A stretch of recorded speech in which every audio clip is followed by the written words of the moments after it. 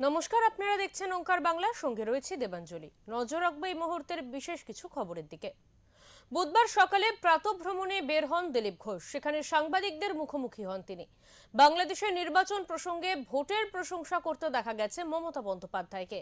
এই বিষয়ে দিলীপ ঘোষ বলেন, মমতা বন্দ্যোপাধ্যায়, রাহুল গান্ধী, অখিলেশ বাবুরা পাকিস্তান এবং বাংলাদেশের প্রশংসা করেন।